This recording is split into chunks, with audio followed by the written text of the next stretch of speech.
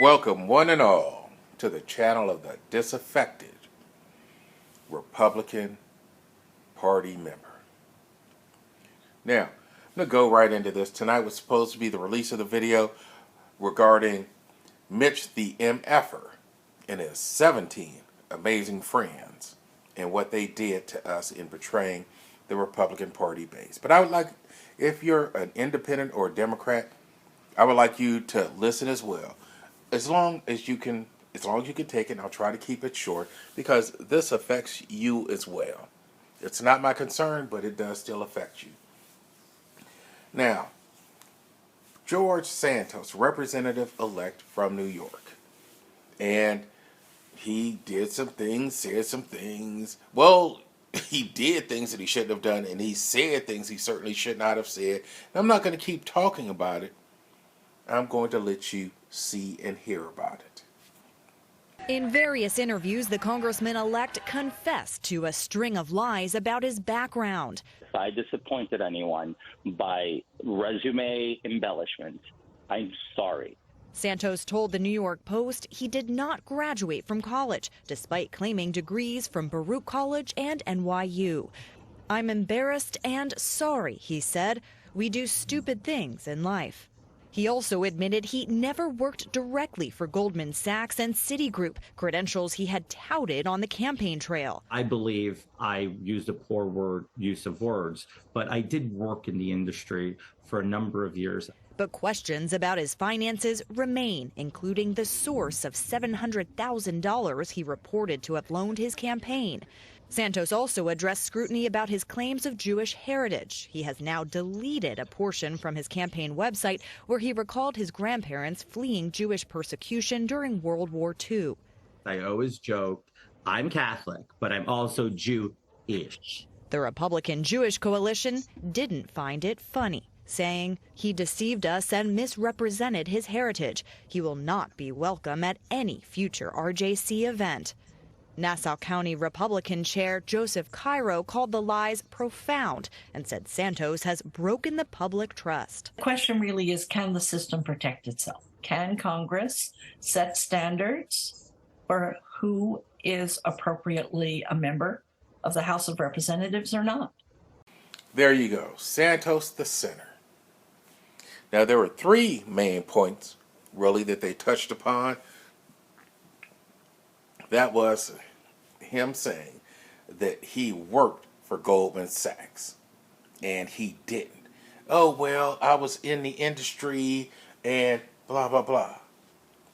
Okay, so that's just like saying that the person standing on the corner in New York, that they need to open their trench coat and show you some Rolex watches that they're going to sell you for $20 is part of the industry. They're a jeweler. They're like, oh, I forget the guy that the rappers used to, Jake. Like Jake the jeweler. Because they're in the industry for the simple fact that they both sell the same thing. But it is not like working for Jake the jeweler. He said that he graduated from college, and he didn't. You can't even be drunk enough to get your mind in a certain state to say that you graduated from college. He must have been high on something.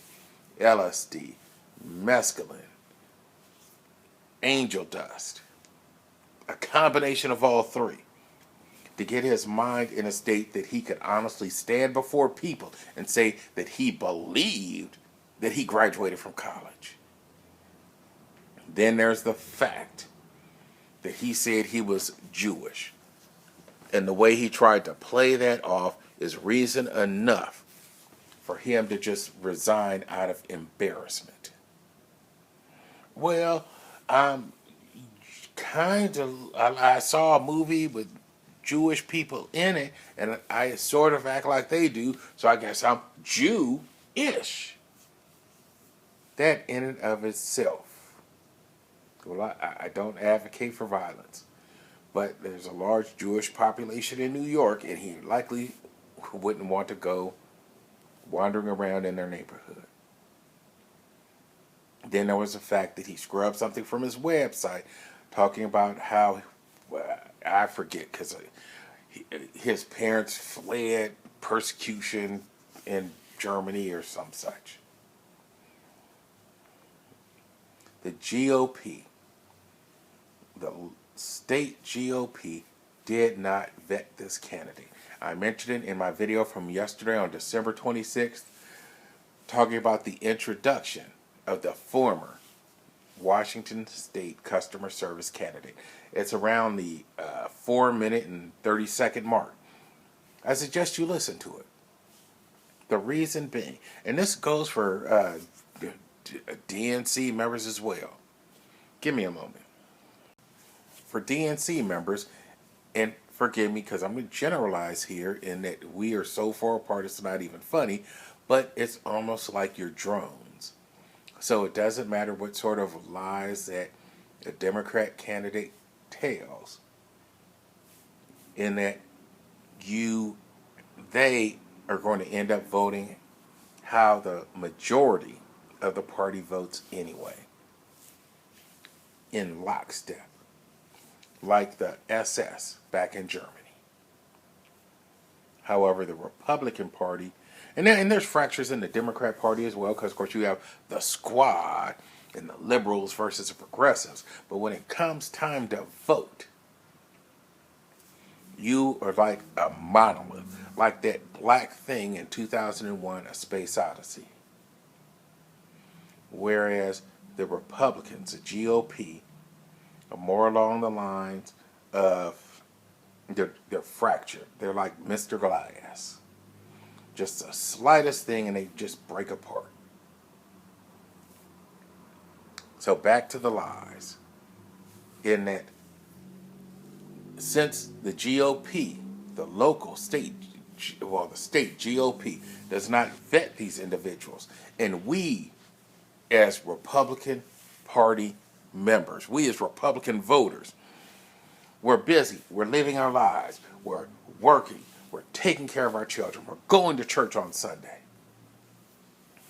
We trust in you, state GOPs, to vet these individuals and say, Daryl is an excellent candidate. We have looked at him, we have looked at his record, we've looked at his resume, we've looked at his tweets, we've looked at his TikTok videos, and this is a candidate who embodies our conservative values, and you should vote for him.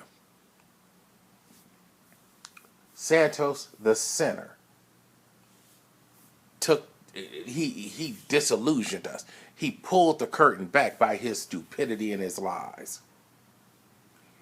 And now, elected Republican officials, now the RNC, you don't need to wonder, oh, well, why was there no red wave? You can't be trusted. Democrats can't be trusted either, but that's a problem for the DNC and their base. But their base is willing to be more active than yours, because your base tends to be older and more mature. And then we see how you treat us and how there is no accountability. If Rep-elect Santos doesn't resign, and then I don't know how it works, maybe allow you to put someone in his place. So you give up that Republican seat and he puts an interim person in there as a Republican. Then no. Just ask, and we'll do it tomorrow, if Mitch the MFer, who violated one of the rules, 2.09 subsection B, for the Republican Party of Kentucky, if he's not disavowed, if the Republican Party does not move to disavow Santos, if the Republican Party does not move to disavow Lindsey Graham, Susan Collins, Lisa Murkowski, if you keep putting up people who don't embody the core Republican principles, the main one being conservatism, then the GOP can go to hell. And I'll be the first one willing to push them off the cliff, because I'm not going to be in hell myself, but I will push you over that cliff to help you along your way. And I'll try to get a whole bunch of friends to help me out. In conclusion, I just want to point out something to Republicans who may already realize this, Democrats who don't care, but independents. I just told you a tale of a Republican. That's right. Even he was the one the GOP wanted people to vote for. Republican candidate lied and was elected to office. And it was all on ABC, CBS, NBC, MSNBC, CNN. Hell, it's probably on a billboard outside of my home. But there's someone on the Democrat side, the Democrat Party, who told even more lies, more outrageous lies, and was actually called out by his dad for these lies. And yet, and I'll put the link in the description box, you'll see it was not national news. This was in the Linwood Times. And for those of you unfamiliar, Linwood is a city in the state of Washington. So it's in a local newspaper. But it did not make national headlines, even though this rep-elect told more outrageous lies and many more of them. This rep-elect is named Clyde Shavers, and his father was like, and I'm going to paraphrase here, his dad said, hell no, my son's a liar. His son said that he was a submarine officer, and his dad said not even for a day. I'm pretty sure he meant not even for an hour, a minute, a second. That did not happen, because his son Clyde Shavers, a Democrat rep-elect, had nothing but disdain for the military. They said there are no words that his dad, could have that will come close to overemphasizing, not emphasizing, but overemphasizing Clyde's negative view of the military and the enlisted service members. And now I guess Clyde is supposed to be representing Legislative District 10, which encompasses Whidbey Island. And his dad, his son and his father, me and my dad, Wall of Voodoo, excellent song, go look it up. Clyde's dad said that Clyde's only ties to Whidbey Island were basically zero. And that it was only when they drove through with Whidbey Island, Legislative District 10, was he a part of Legislative District 10. And people, just like, and I forgot to mention, just like with Santos the Center, people called into question Clyde's residence. Give me a minute. Clyde lives in a bed and breakfast. That's right. He rents a room in a bed and breakfast in Legislative District 10. Just like Trevor Reed, who's a city council member for the city of Oakland, for District 7, does not live in District 7. You'd have to be one hard MFer who is armed, who has a bulletproof vest, who has personal security to live in District 7 for the city of Oakland. But that's what politicians do. She's a Democrat, Shaver's a Democrat, Santos a Center, Republican. But you say you live there when you actually don't. Because some of these could be some dangerous neighborhoods, like in the city of Oakland. But let's get back to Clyde Shaver, shall we? Because he also exaggerated his mother's immigration status, or no, her immigration to the U.S. saying that she left her home country of Japan for a better life. Well, he implied that, when in fact his mother was an exchange student from Japan before she married Clyde Shavers' dad. And then you've got this. He said, oh, what? No, the homelessness. Clyde claimed to have endured long-term homelessness. And his dad was like, dude, what are you talking about? I don't know what you're talking about. Because if he was homeless, he never told his mom and dad about it, because they probably would have given him a home. No, son, I'm sorry you lost your job, you lost your apartment. Come on home. So I can't say that that was a lie, but if you look into it, you probably see that it was. And I say this because, think about it. If you ever were about to become homeless and you were not estranged from your parents, where's the first place you go?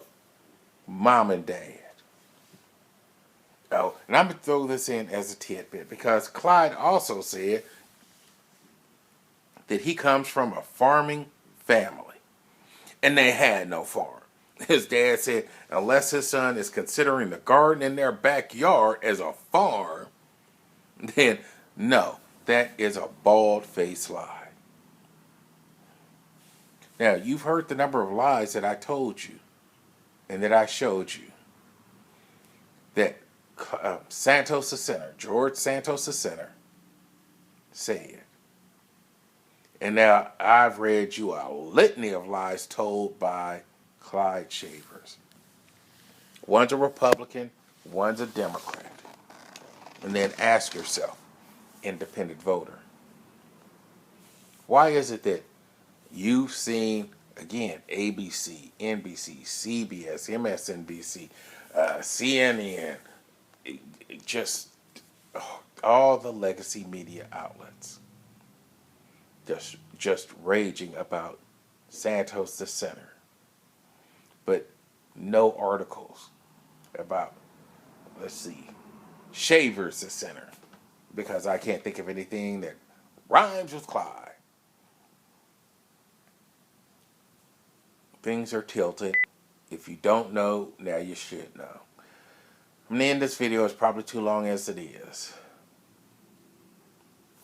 Again, there's no, for the Republicans, last part, for the Republicans, you now know that the state GOP does not vet candidates for office. That the GOP, if they get someone, and I guess they sound good, it doesn't matter what your background is, they're not going to look into it as long as they think that you can be, you are, well, here's a word for it, just make it up, an electable candidate. And then you get into office and you can betray people at will. We need the whole state GOP offices to account. They give us a quality candidate, or we sit at home. And that's why there's no red wave. We don't trust you. We don't believe you.